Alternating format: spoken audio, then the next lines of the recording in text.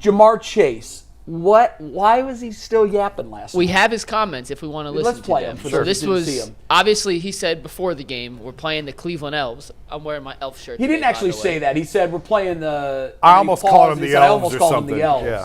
Essentially called them the Elves. And then in his post game, he kind of doubled down on those comments. Here's Jamar Chase after the game yesterday.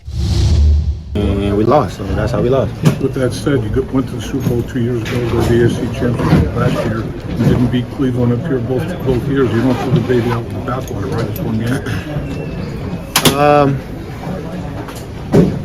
Yeah, I guess. I mean, shit, I'm holding it on me. I'm holding it on me. I'm not doing all that, you know what I'm saying? I'm trying to play my part and do what I can do for the team. So I'm pissed at other stuff. Miles made a big point about, I guess, bulletin board material with all the Elf stuff and all that. What did you make of all that? Did you throughout the week lean up to it? Shit, he just want to have some attention. So he just, you know what I'm saying? I'm prepared. It's frustrating because I called their ass Elves and we just lost to some Elves, so. Yeah, I couldn't make out who he was talking about. Was he talking about Myles Garrett? The reporter asked him a question where he said, they said that that bulletin board material essentially helped, and he goes, he just wants some attention. I don't know. I couldn't tell who the reporter asked him about specifically. I don't think that was bulletin board material. I really don't. Like the Browns did. Well, Cleveland was. Yeah, probably. The Elves players don't care about the Elves.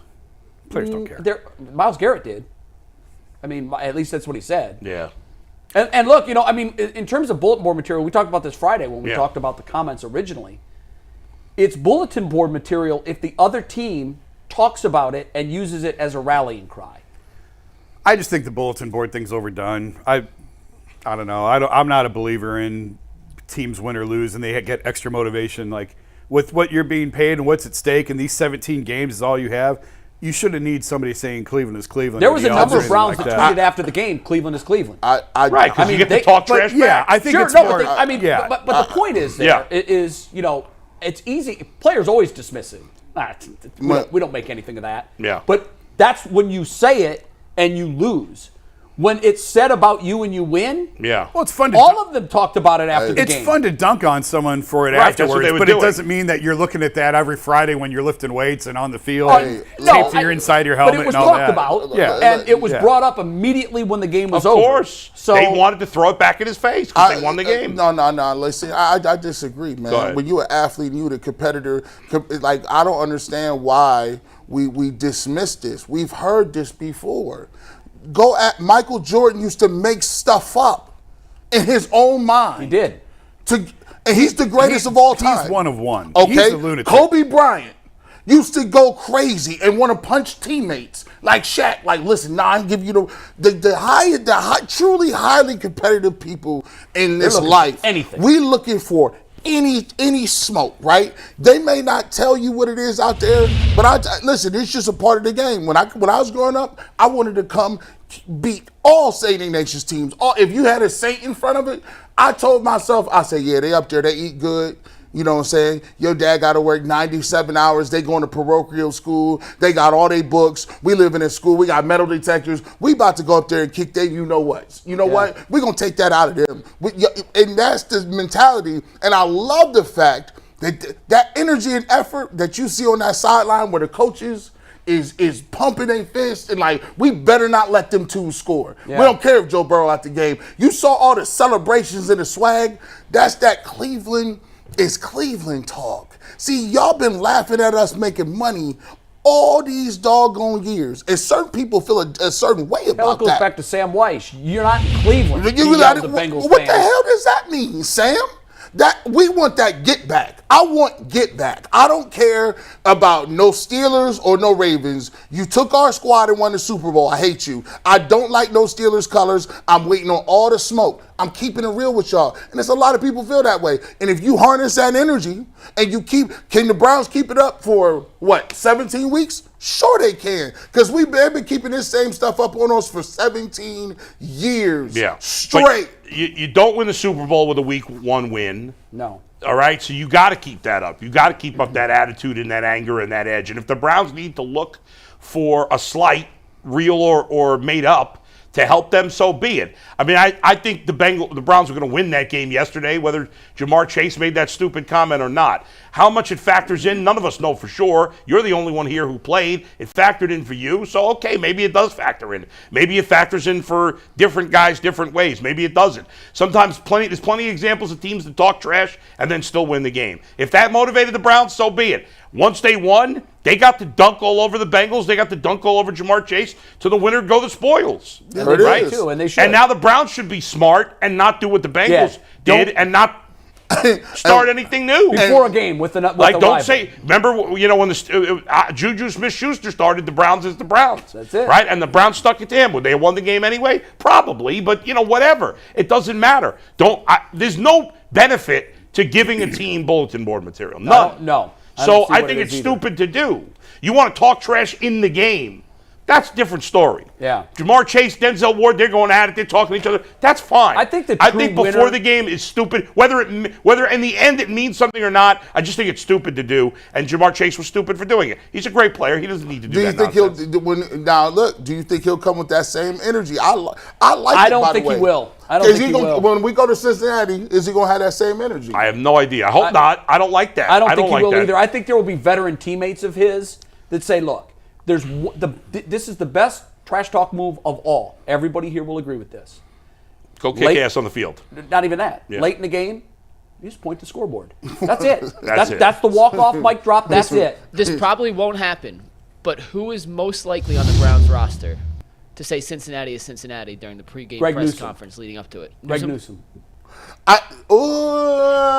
don't think Myles Garrett will do it. The Browns have accomplished nothing. Nobody on the Browns should say anything like that. Right. That would be stupid. Greg Newsome, I will give him that because Greg Newsome is looking for his respect. Because the realistic thing is, Cincinnati don't respect Greg Newsome like that. They know Martin Emerson and Denzel Ward.